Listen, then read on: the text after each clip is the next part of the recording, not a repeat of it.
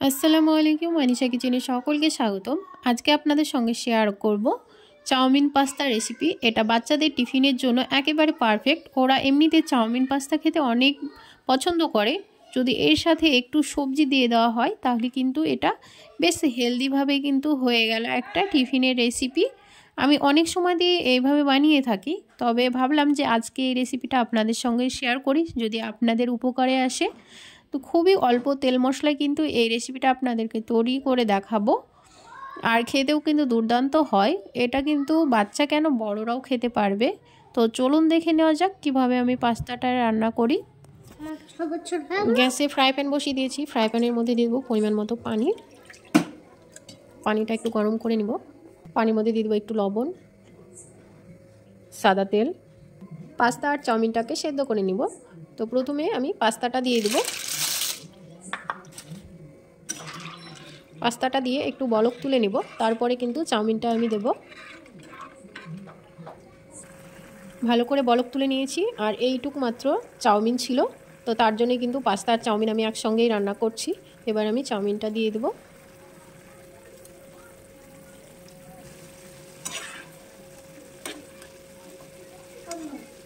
এবার আমি গ্যাসটা অফ করে দেব, আর 1 মিনিট পরে কিন্তু এটাকে আমি পানি ঝরিয়ে নেব।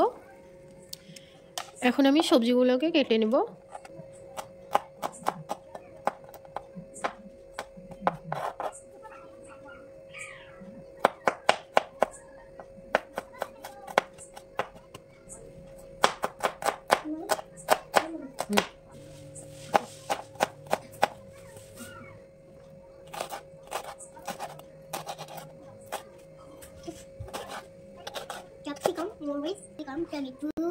একটা টমেটোর অর্ধেক নিয়েছি, টমেটোটাকেও লম্বা লম্বা করে কেটে নেব। এখানে আমি 1 টুকরো চিকেন নিয়েছি, এবার আমি চিকেনটাকেও কেটে নেব।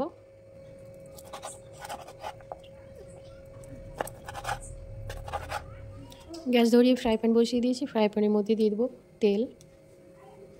তেলের মধ্যে দিয়ে দেবো আদা রসুন কুচি। প্রথমে কিন্তু চিকেনটাকে রান্না করে নেব। আদা রসুন ভেজে নিয়েছি, এখন দিয়ে দেবো চিকেনের টুকরোগুলো।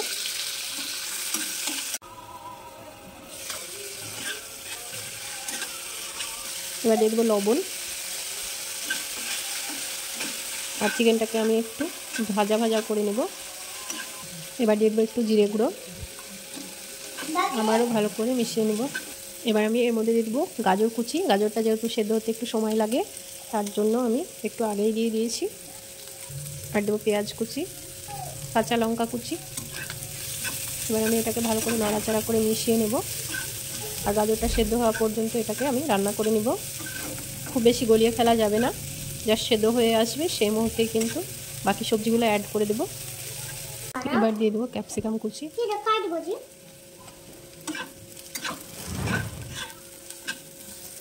এবার আমি একটু ঢাকনা দিয়ে ঢেকে দেবো। সবজিগুলো ভাজা হয়ে গিয়েছে। এবার আমি দিয়ে দেবো টমেটো। টমেটোর কিন্তু আমি পিসগুলো ছাড়িয়ে নিয়েছি।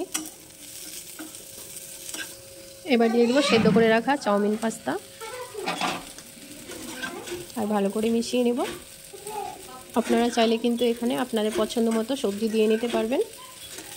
আর সবজি কিন্তু বাচ্চারা সবসময় খেতে চায় না, যদি এইভাবে একটু রান্না করে দেওয়া হয় তাহলে কিন্তু ওরা চেটেপুটে খেয়ে নেবে।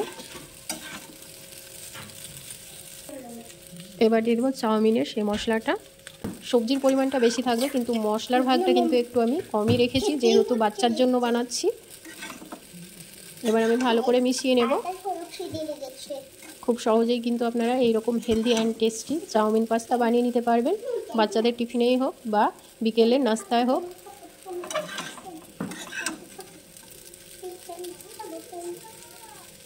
এটা কিন্তু ভালো করে মিশিয়ে নিলেই হয়ে যাবে। ভালো করে মিশিয়ে নেওয়া হয়ে গিয়েছে। এখন আমি গ্যাসটা অফ করে নামিয়ে নেব। এবার আপনাদের চাউমিন পাস্তাটা পরিবেশন করে দেখাচ্ছি। দেখুন, আমি কিন্তু খুব একটা তেল মশলা দিইনি, যেহেতু আমি এটা বাচ্চাদের জন্যই বানিয়েছি। আপনারা কিন্তু এইভাবে চাউমিন বা পাস্তা বাচ্চাদের টিফিনে দেওয়ার জন্য খুব সহজেই বানিয়ে নিতে পারবেন। এইভাবে যদি বানিয়ে দেন তাহলে কিন্তু ওরা চেটেপুটে খেয়ে নেবে, একেবারে পুরো টিফিনটাই ফাঁকা করে ফেলবে। দেখতে ভালো লাগার জন্য আমি উপর দিয়ে একটু ধনেপাতা ছড়িয়ে দিব। চাউমিন পাস্তা রেসিপিটা আপনাদের কেমন লেগেছে অবশ্যই কমেন্ট করে জানাতে ভুলবেন না। ভালো লাগলে একটি লাইক করবেন, পাশে থাকা বেল বাটনটি অবশ্যই ক্লিক করবেন। যখনই আমি ভিডিও আপলোড করব সেইমাত্র কিন্তু আপনাদের কাছে নোটিফিকেশান পৌঁছে যাবে। আজকে এই পর্যন্ত, দেখা হচ্ছে নতুন কোনো রেসিপিতে। সকলেই ভালো থাকুন, সুস্থ থাকুন। আল্লাহ হাফেজ।